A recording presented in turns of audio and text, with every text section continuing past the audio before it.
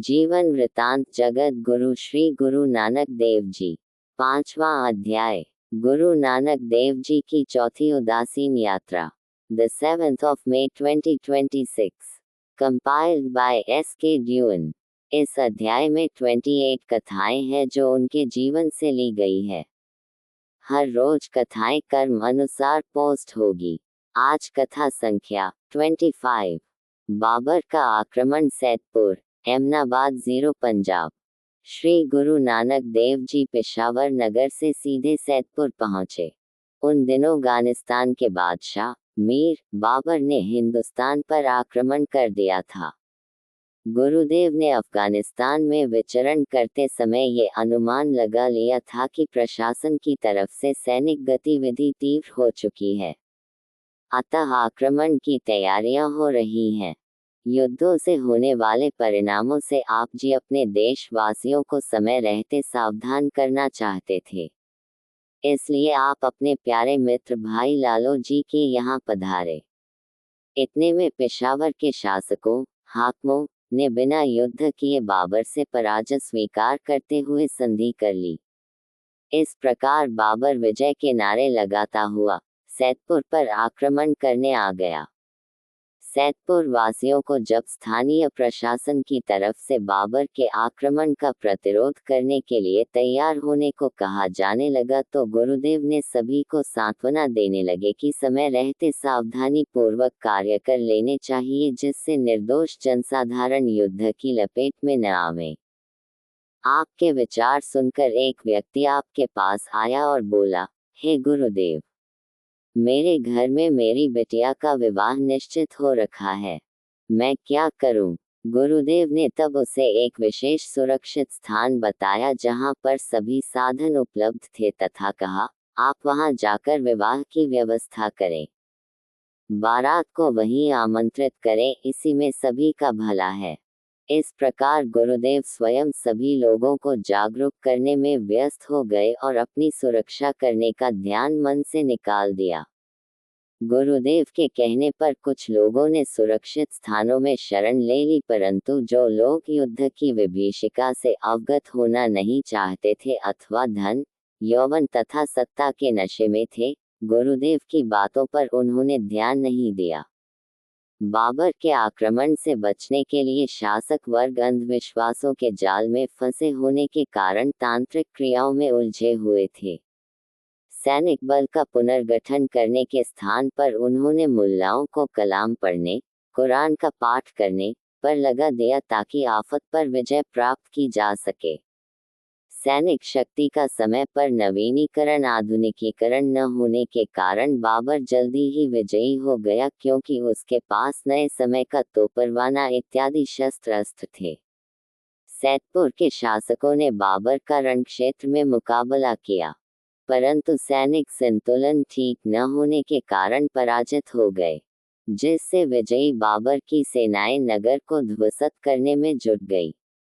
सैनिकों ने अत्याचार करने प्रारंभ कर दिए, क्योंकि विजय की मस्ती में बाबर ने अपनी सेना को माले गनीमत को हथियाने, लूटपाट करने की पूरी छुट्टी दे दी थी, जिससे लूटपाट के साथ साथ युवतियों के साथ बलात्कार होने लगे। शत्रु सैनिकों के घरों को आग लगा दी गई और जनसाधारण का अपमान होने लगा। कई निर्दोष मौत के घाट उतार दिए गए।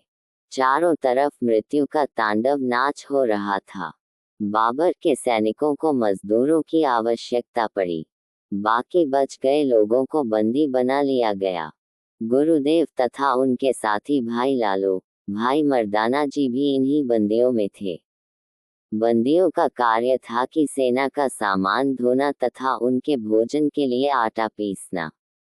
अधेड़ आयु के लोगों को चक्की पीसने के लिए नियुक्त किया गया। भाई मर्दाना जी ऐसी परिस्थिति में संकेतिक दृष्टि से गुरुदेव की तरफ प्रश्न करने लगे। गुरुदेव ने तब उन्हें आदेश दिया कि वे रबाब बजाने का कार्य ही प्रारंभ करें। जैसे ही भाई जी ने रबाब में सुर ताल बनाया, गुरुदेव उच्चारण करने लगे, सोहागनी किया करम कमाया, पूर्वी लिखिया फलु पाया, नदरी करे के आपनी आपे लय मिलाए जीव, हुक्मु जिना नो मनाया, तिन अंतरी सबदू वसाया, सहिया से सोहागनी जिन सह नाली प्यार जियो, जिना भाने का रसो आया, तिन विचहु भरमु चुकाया, नानक सते गुरु ऐसा जानिए जो सबसे लय मिलाए जियो। सिरी राग, पृष्ठ 71। गुरुदेव ने जैसे ही ईश्वर इच्छा में जीने मरने का उपदेश गायन किया, सभी बंदियों के चेहरे सामान्य अवस्था में आ गए। उनके हृदय से भय निकल गया, जिससे वे गुनगुनाते हुए मस्ती में अपना अपना कार्य करने लगे। इस मस्ती भरे गान को सुनकर वहां पर खड़े सेंतरी आश्चर्य में अपने अधिकारियों को बुला लाए कि एक मस्ताना फकीर है जो कि दयनीय परिस्थितियों में भी निर्भय होकर मधुर कंठ से गा रहा है। इस दृश्य को देखकर अधिकारी भयभीत हुए कि कहीं वह कामिल फकीर पूर्ण संत हुआ तो जोर जबर के कारण कोई शाप ही न दे दे। अतः वे सीधे मीर बाबर के पास सूचना देने पहुंचे। सूचना पाते ही बाबर स्वयं बंदियों को देखने चला आया। बाबर के साथ आए अहलकारों में से एक ने गुरुदेव को तुरंत पहचान लिया। उसने बाबर को बताया कि कुछ दिन पहले इस फकीर को काबुल में देखा था। वहां के लोग इनकी बहुत मान्यता करने लगे थे। बाबर ने जैसे ही करुणामय वातावरण के स्थान पर हर्ष उल्लास का माहौल पाया तो उसे समझने में देरी नहीं लगी कि वह सब उसी फकीर की ही देन है। उसने गुरुदेव से अभद्रता गुस्ताखी की क्षमा याचना की, परंतु गुरुदेव ने उससे फटकारते हुए कहा, तुम बाबर नहीं जाबर हो, पापियों की बारात लेकर आए हो। तुमने निर्दोष लोगों की हत्याएं करवाई है तथा महिलाओं के शील भंग करवाए हैं। यदि शासकों को दंडित किया होता तो हमें कोई रोष नहीं था, परंतु तुमने बिना कारण विध्वंसक कार्रवाइयों से जनसाधारण को बेघर कर दिया है, जिसका अल्लाह की दरगाह में तुम्हें हिसाब देना होगा। इस कड़वे सत्य को सुनकर बाबर का सिर शर्म से झुक गया। उसने अपना अपराध स्वीकार करते हुए कहा, हे फकीर साहब, आप मेरा मार्गदर्शन करें। इस पर गुरुदेव ने कहा, जो शासक अपनी प्रजा के साथ न्याय नहीं करते, इसके विपरीत प्रजा का भ्रष्टाचार तथा क्रूरता से शोषण करते हैं, वह बहुत जल्दी समाप्त हो जाते हैं। प्रकृति का ऐसा ही नियम है। यदि चिरस्थायी रहना चाहते हो तो दयावान बनकर सदैव न्याय इंसाफ का तराजू हाथ में रखो। बाबर ने तुरंत गुरुदेव के चरण तुरंत स्पर्श करते हुए शपथ ली, आइंदा कभी भी मेरे सैनिक जनसाधारण पर अत्याचार नहीं करेंगे। मैं आपकी शिक्षा धारण करते हुए घोषणा करता हूं कि नगर में अमन बहाल तुरंत कर दूंगा। यदि आपकी आज्ञा हो तो इस नगर का नाम भी सैदपुर से अमन आबाद रख देता है। इस बात के लिए गुरुदेव ने तुरंत स्वीकृति प्रदान कर दी। बाबा और बाबर में संधि हो गई। बाबर ने गुरुदेव से कहा, अब मेरे लिए आप कोई हुक्म करें, मैं आपका सेवादार हूं।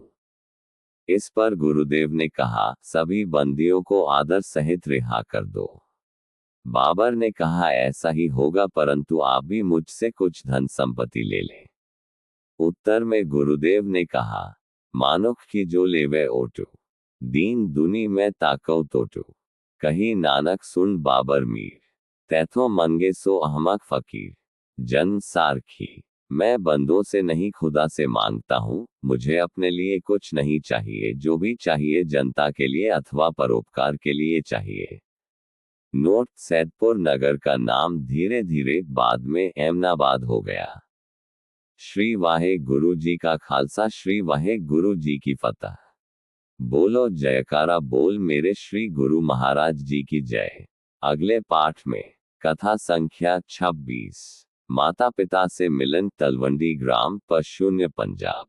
Compiled by स्कडेवान।